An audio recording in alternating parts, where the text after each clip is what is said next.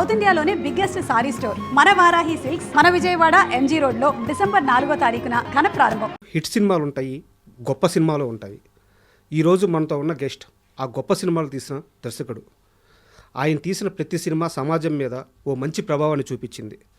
Sivaramaraju, tiger Harishchandra Prasad, సింహరాశి, ఎవడైతే నాకేంటి, ఇలా ప్రతి సినిమా, ఏ సినిమా తీసుకున్నా దాంట్లో ఒక మంచి అర్థం ఉంటుంది. ఆయన ఎవరో గారు, సీనియర్ దర్శకులు వి సముద్ర గారు. ఆయన మనతో ఉన్నారు. ఆయన అడిగి ఆయన సినీ విశేషాల గురించి తెలుసుకుందాం. హాయ్ సార్, నమస్తే. నమస్తే సార్. అండ్ మీలాంటి ఒక పెద్ద దర్శకుల ముందు కూర్చొని ఇలా ఇంటర్వ్యూ చేయడం నిజంగా నేను ఒక గౌరవంగా ఫీల్ అవుతున్నాను. ఎందుకంటే మా మీద మేము చిన్నపిల్లలుగా ఉన్నప్పుడు కానీ, లేదంటే సమాజం మీద కానీ మీ సినిమాలు చూపించిన ప్రభావం అటువంటిది. ఒక సింహరాశి తీసుకుంటే ఒక అమ్మ సెంటిమెంట్, ఒక శివరామరాజు తీసుకుంటే అన్నా చెల్లెలు సెంటిమెంట్, ఒక టైగర్ హరిశ్చంద్ర ప్రసాద్ తీసుకుంటే ఒక రైతు సమస్యల మీద. అలా ప్రతి సినిమా, ఏ సినిమా తీసుకున్నా కానీ సమాజానికి ఒక సందేశం ఉంటుంది. అండ్ అలాగే దాంట్లో ఒక మాస్ యాంగిల్ కూడా ఉంటుంది. సో అందుకని నేను ఇందాక మిమ్మల్ని పరిచయం చేసేటప్పుడు హిట్ సినిమాలు వేరు, గొప్ప సినిమాలు వేరు. మీరు అలాంటి గొప్ప సినిమాలు తీశారు. ఇంటర్వ్యూకి ఒప్పుకున్నందుకు నిజంగా చాలా thank you sir. Thank you sir. Sir, ఏ సంవత్సరంలో ఇండస్ట్రీకి వెళ్ళారు మీరు? 88 ఎండింగ్. 88 ఎండింగ్ అనమాట. వెళ్ళాను. అప్పుడు ఒక 3 months మాత్రం కొంచెం స్ట్రగుల్ అయ్యాం. నేను, నా బెస్ట్ ఫ్రెండ్ ఉన్నాడు ఏడుకొండలని, ఇద్దరం వెళ్ళాం అనమాట.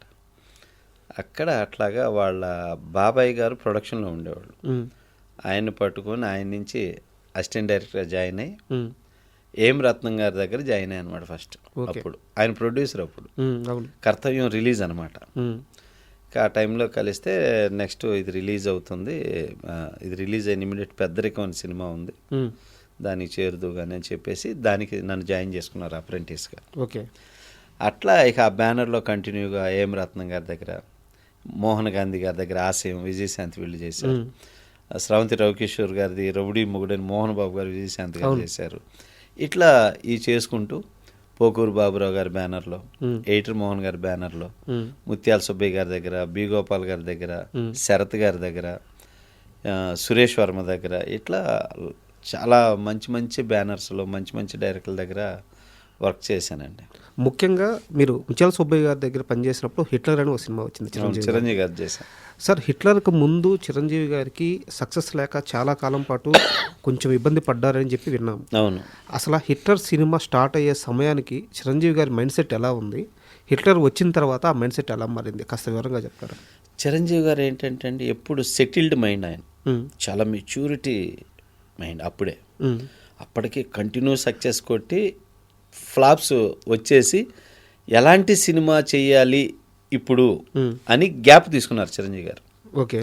ఆ గ్యాప్ తీసుకున్న టైంలో ఎలాంటి కథను సెలెక్ట్ చేసుకోవాలి ఏంటి అనే ఆలోచనలో పడి ఆయన చూస్తూ ఉంటే అప్పుడు మమ్మట్టి చేశాడండి హిట్లర్ సినిమా మలయాళంలో. అది చాలా పెద్ద హిట్ అయింది. సో నేను అన్ని మాస్ సినిమాలు చేశాను. మళ్ళీ చాలా తర్వాత ఒక మంచి ఫ్యామిలీ సెంటిమెంట్ ఫిలిం చేయలేదు. ఓకే. ఈ కథ పర్ఫెక్ట్ నాకు అనుకొని అప్పుడు ఎయిటర్ మోహన్ గారు ఆ రైట్స్ కొని ఉన్నారు. సుబ్బయ్య గారు చేద్దాం అనుకునేసరికి చిరంజీవి గారు కాంపౌండ్ నుంచి వీళ్ళకి కాల్ వచ్చి ఈ సినిమా మాకు ఇంట్రెస్ట్, మనం చేద్దాము అని చెప్పేసి అట్లా హిట్లర్ సినిమా చిరంజీవి గారు వీళ్ళు చేయటం స్టార్ట్ అయింది. ఓకే. కాకపోతే అప్పటి వరకు ఏంటంటే చిరంజీవి గారు ఫుల్ మాస్ రూట్లో వెళ్ళిపోయేవాళ్ళు, ఫుల్ యాక్షన్ వీటిలో. ఫస్ట్ టైం చాలా ఫ్యామిలీ సెంటిమెంట్ ఫిలిం. ఇప్పుడు ఒక టైంలో చేశారు విజేత అని, ఇట్లాంటి సెంటిమెంట్. అవునవును. ఆ తర్వాత గ్యాప్ వచ్చి ఒక స్టార్డమ్ వచ్చినాక ఫ్లాప్ పడేసరికి కొంచెం లేదు, మళ్ళీ రాంగ్ స్టెప్ అవుతున్నాయి, కొంచెం మళ్ళీ కరెక్ట్ కథలను సెలెక్ట్ చేసుకొని వెళ్ళాలని ఆగారు చిరంజీవి.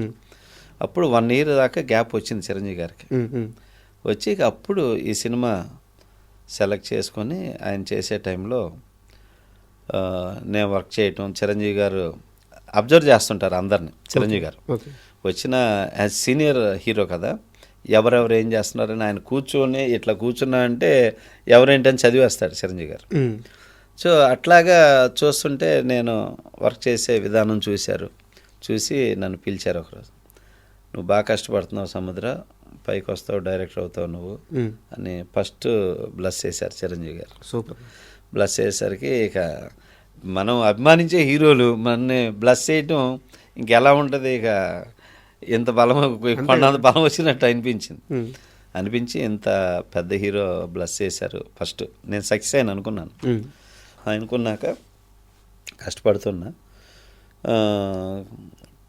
కష్టపడి చేస్తూ ఉన్న తర్వాత సముద్ర మంచి స్క్రిప్ట్ చేసుకోమ్మా మనం చేద్దామని చెప్పి చిరంజీవి గారు చెప్పారు. చెప్పాక సినిమా అంతా వర్క్ చేస్తూ ఉన్నాం. ఆయన కూడా అండి చాలా కష్టపడతాడు, ప్రతిదీ అబ్జర్వ్ చేస్తాడు, ప్రొడక్షన్ అబ్జర్వ్ చేస్తాడు, సబ్జెక్ట్ అబ్జర్వ్ చేస్తాడు, డైలాగ్స్ అబ్జర్వ్ చేస్తారు, చాలా ప్రతిదీ ఇన్వాల్వ్మెంట్ ఉంది.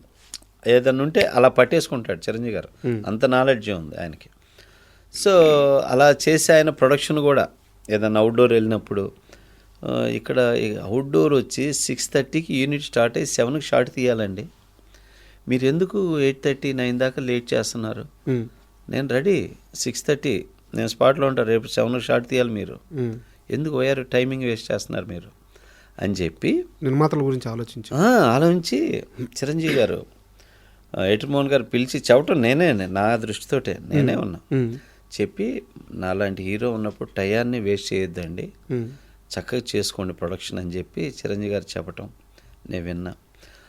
అదే సాంగ్కి డాన్స్ మాస్టర్ ఎవరంటే లారెన్స్. మీరేగా తీసుకొచ్చింది? లారెన్స్ని నేనే ఏటర్మోహన్ గారికి పరిచయం చేశాను. లారెన్స్ అప్పుడు చిన్న చిన్న సినిమాలు చేస్తూ ఉంటే నేను పద్మాలయ స్టూడియోకి వెళ్ళా, అక్కడ చేస్తూ ఉన్నాడు అనమాట. అప్పుడు ఇట్లా చిరంజీవి గారు ఎవరైనా కొత్త వాళ్ళని ఇంట్రడ్యూస్ చేద్దామండి, టాలెంట్ వాళ్ళని అనుకుంటున్నారు. ఆ మాట నేను లారెన్స్కి చెప్పాను, బ్రదర్ చెప్పు నేను వస్తాను కలుస్తాను అంటే, సరే సారథి స్టూడియోలో అనమాట అప్పుడు సెట్ వేసాం, రండి పరిచయం చేసి చెప్తాను అంటే మాస్టర్ వచ్చాడు. వచ్చి నేను ఏటర్మోహన్ గారికి పరిచయం చేసి ఇలా చేశాక మోహన్ గారు చిరంజీవి గారు తీసుకెళ్ళి పరిచయం చేస్తే, సరే అమ్మా ఇది సాంగు, నువ్వు ఏదైనా ఒక సిగ్నేచర్ మూమెంట్ చేసుకొచ్చి చూపిస్తే నేను కన్ఫర్మ్ చేస్తాను అని చెప్పారు. అట్లా వెళ్ళి ఆ సినిమాలో అబీబీలో సాంగ్ ఇలా అంటుంటాడు చూడండి చిరంజీవి గారు, ఫస్ట్ లారెన్స్ ఆ మూమెంట్ చేసుకొచ్చి చూపించాడు, సింగిల్ సిట్టింగ్లో ఓకే చేశారు. లారెన్స్ అనే వ్యక్తి అంతకు ముందు దాకా చిరంజీవికి పరిచయం లేదు, కొత్త వ్యక్తి, చిన్న సినిమాలు తీస్తున్నారు, పరిచయం లేదు. ఈయన అప్పటికే మెగాస్టార్. అవును, చిరంజీవి ఎలా హ్యాండిల్ చేస్తారు ఆ డౌట్ కానీ, ఇతనికి ఎందుకు ఇవ్వాలన్న ఆలోచన కానీ ఏం లేదా? లేదు. ఎందుకంటే డాన్స్ మాస్టర్ చేసేటప్పుడు కంపోజింగ్ వాళ్ళు మూమెంట్లు చేస్తే ఆటోమేటిక్గా కెమెరామ్యాన్ ఫ్రేమ్ పెట్టేస్తాడండి. కెమెరామ్యాన్ గారు ఫ్రేమ్ పెట్టి ఇలాగ పెట్టా ఇలా కంపోజ్ చేసుకోమా అని చెప్పేస్తారు. అలాగా లారెన్స్ని కన్ఫర్మ్ చేసి ఫిక్స్ చేశాక ఇక అక్కడి నుంచి లారెన్స్ తిరిగి చూడాలి. అవును, ఎప్పుడన్నా కనపడ్డప్పుడు అంటాడే నన్ను చిరంజీవి గారి పరిచయం చేసి సముద్రనేరా అంటాడు అనమాట.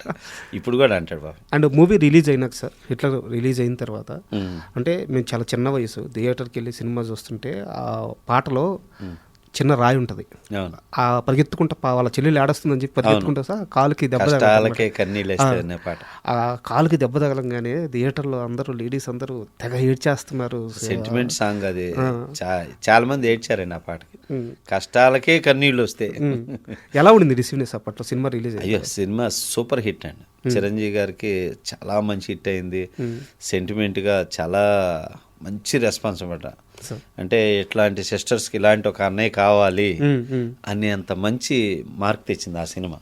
ఇంకా మళ్ళీ అక్కడి నుంచి చిరంజీవి గారు మళ్ళీ వెనకలేదు. ఆ తర్వాత మాస్టర్ అని అన్నయ్య అని ఇక వరుస మళ్ళీ కొట్టుకుంటా వచ్చేసారు ఆయనకి, మళ్ళీ అట్లా ట్రాక్ అయిపోయింది.